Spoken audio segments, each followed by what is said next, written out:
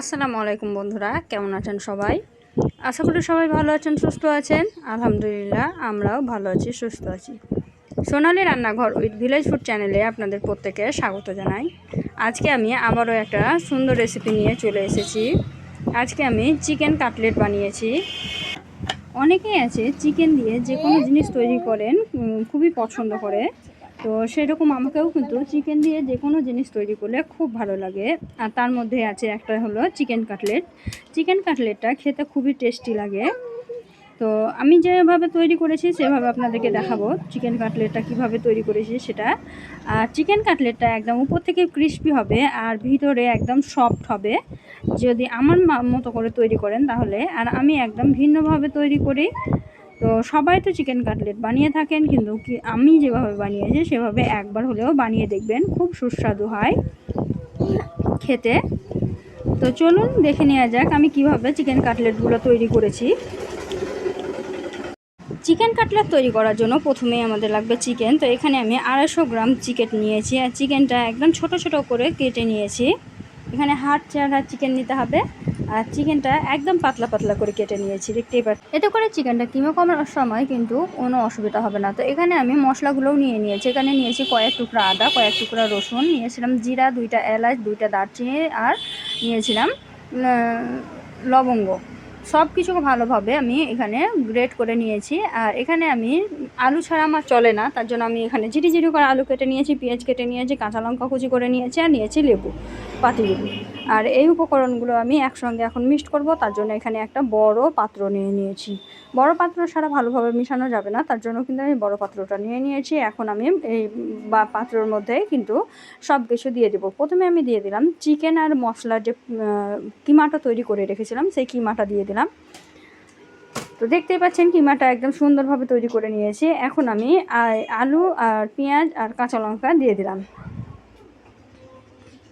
তো অনেকে অনেকভাবে তৈরি করে খেয়েছেন, কিন্তু এইভাবে কিন্তু খুব কম লোক তৈরি করে খেয়েছেন। কিন্তু যারা তৈরি করে খেয়েছেন তারা তো জানবেই যে কত সুন্দর হয়, আর যারা না খেয়েছেন তারা একবার হলেও তৈরি করবেন, খুবই সুস্বাদু হয়। তো এই তো আমি ওপর থেকে লেবুর রসটা চিপে দিয়ে দিলাম। তো দেখতে পাচ্ছেন এখানে কিন্তু আমি একটা লেবু কেটে নিয়েছিলাম, আপনারা আপনাদের কোয়ান্টিটি অনুযায়ী লেবুটা নিয়ে নেবেন। আর এটাতে সুবিধা হয় আরেকটা, যে পরিমাণটাও বেশি হয়। অল্প লোক, বেশি লোক যদি থাকে, অল্প পরিমাণের মাংস থাকে, তাহলে কিন্তু সবাই অনেকগুলো খাওয়া যায় আর টেস্টিও হয়। তো এই তো আমি দিয়ে দিয়েছি। এখন আমি এর মধ্যে দিয়ে দেব বেসন। তো এখানে আমি চা চামচের থেকে একটু বড় চামচের 2 চামচ দিয়ে দিয়েছি বেসন।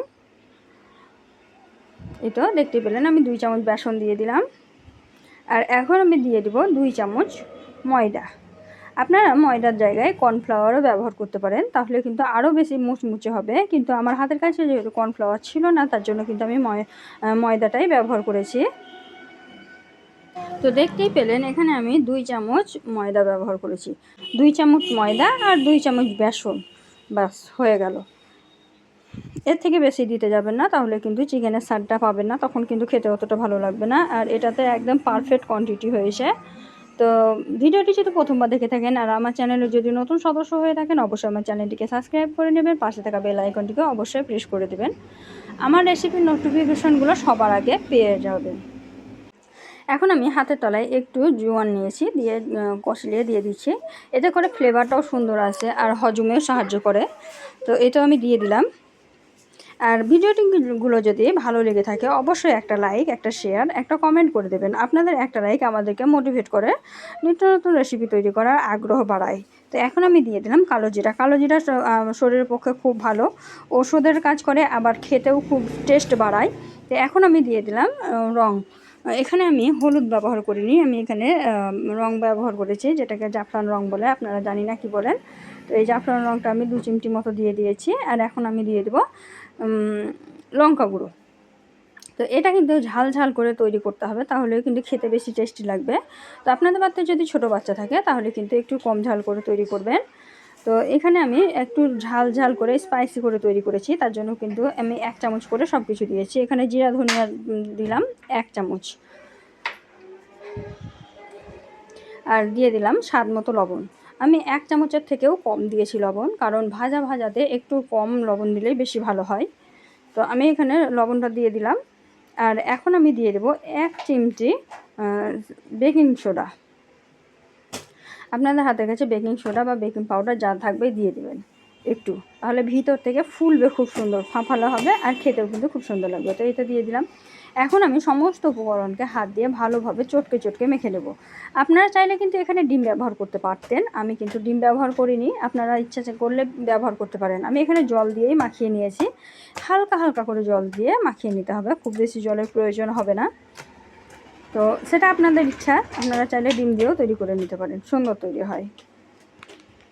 তো দেখতেই পেলেন আমি কিন্তু হালকা করে জল দিয়ে তৈরি করে নিয়েছি, খুব বেশি জল দেবেন না, নাহলে কিন্তু পাতলা হয়ে যাবে। এটা কিন্তু একটা ডো তৈরি হবে, এটা পাতলা তৈরি হবে না।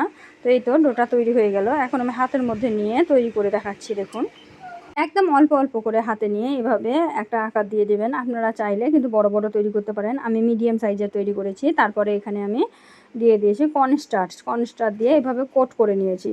তো আপনারা চাইলে কিন্তু রুটি কিংবা টোস্টের গুঁড়ো দিয়েও করে নিতে পারেন, খুব সুন্দর হয়। আমার কাছে কর্নস্টার্চ ছিল, তার কিন্তু আমি কর্নস্টার্চ দিয়েই তৈরি করে নিয়েছি। তো এটা দেখতেই পাচ্ছেন, এইভাবে তৈরি করে খালি কোট করে নেওয়ার কাজ। তো যদি আপনাদের মনে হয় যে কোট হচ্ছে না, তাহলে কিন্তু একটু জল দিয়ে ডুবিয়ে নেবেন, তারপরে কোট করে নেবেন, সুন্দরভাবে হয়ে যাবে। তো আমি অনেকগুলো তৈরি করে নিয়েছি দেখুন। তো এখন আমি এগুলোকে ভেজে দেখাবো। তো ভাজার জন্য আমি কড়াইয়ে সাদা তেল দিয়ে দিয়েছি। তো সাদা তেলটা আমি গরম হওয়া পর্যন্ত অপেক্ষা করব, গরম না হওয়াতে দিবেন না। তেলটা ভালোভাবে একটু গরম করে নেবেন, তারপরেই কিন্তু ভাজবেন, না হলে কিন্তু আপনার কর্নস্টার্চগুলো ছেড়ে যেতে পারে। তো তার জন্য ভালোভাবে আগে গরম করে নেবেন, তারপরেই ছাড়বেন। তো তেলটা আমার ভালোভাবে গরম হয়ে গেছে, আর দেখেই বুঝতে পারছেন যে কতটা গরম হয়ে গেছে। তো এই তো আমি দিয়ে দিচ্ছি একে। তো একে আমি যতগুলো রেডি করেছিলাম সবগুলোই দিয়ে দিব, কিন্তু আগে 3টা দিয়েছি, তারপরে আমি একটু নাড়াচাড়া করে সাইড করে দেবো, তারপরে দিয়ে দিব বাকিগুলো। এইভাবে কিন্তু খুব সহজেই কাটলেট তৈরি হয়ে যায়, আর কিন্তু খুবই টেস্টি হয় খেতে। আর বাড়িতে তৈরি করা জিনিস কিন্তু খুবই ভালো, এটা স্বাস্থ্যের পক্ষে খাওয়া ভালো। আমাদের কিন্তু তেলের জিনিস খুব কম খাওয়াই ভালো, কিন্তু তবুও আমরা কিন্তু মানি না, দোকান থেকে অনেকেই কিনে খায়। তো ঘরে কিন্তু এভাবে তৈরি করে নিতে পারেন, খুব কম উপকরণেই কিন্তু খুব সুন্দরভাবে তৈরি হয়ে যায়। তো এই তো বাকিগুলোও আমি দিয়ে দিচ্ছি দেখুন। তো যখন আপনি দিয়ে দিবেন, তারপরে কিন্তু একটু আঁচটাকে কমিয়ে দিবেন, তাহলে কিন্তু ভিতর পর্যন্ত সুন্দরভাবে হবে, নাহলে কিন্তু ওপর লাল হয়ে যাবে আর ভিতরে হবে না, তখন কিন্তু খেতে ভালো লাগবে না। তো আমি আঁচটাকে কমিয়ে তারপরে নাড়াচাড়া করে ভেজে নিয়েছি। তো কালারটা দেখে বুঝতে পারছেন কত সুন্দর হচ্ছে দেখুন। আর এই পর্যায়ে কিন্তু আমি আঁচটাকে একদম লো করে দিয়েছি, আর লো আঁচে ভেজে নিলে কিন্তু একদম ক্রিস্পি হবে ওপর থেকে, আর ভিতর থেকে একদম সফট হবে। আর এই রকমের হবে আমাদের কাটলেটটা।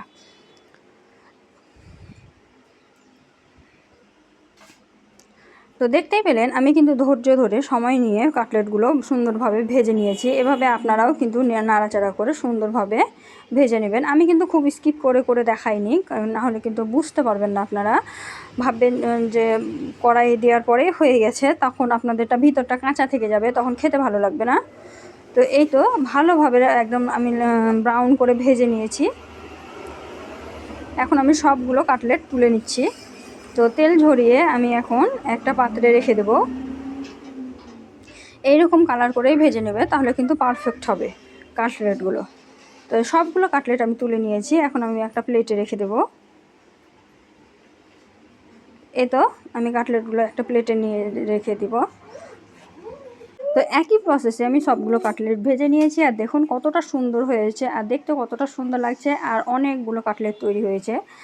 এখানে সবগুলো নেই, কিছুটা কিন্তু খাওয়া হয়ে গেছে অলরেডি। তো এখানে অনেকগুলো কাটলেট আমার তৈরি হয়ে এসেছিলো, আর দেখেই বুঝতে পারছেন যে কতটা ক্রিস্পি হয়েছে, কতটা টেস্টি হয়েছে। তো সকাল সন্ধ্যা যখন ইচ্ছা তখনই কিন্তু তৈরি করে নিতে পারেন ঝটপট, ঘরে যদি একটু চিকেন থাকে তাহলেই। তো আমার এই কাটলেটের রেসিপিটা যদি ভালো লেগে থাকে, অবশ্যই লাইক শেয়ার কমেন্ট করে দেবেন।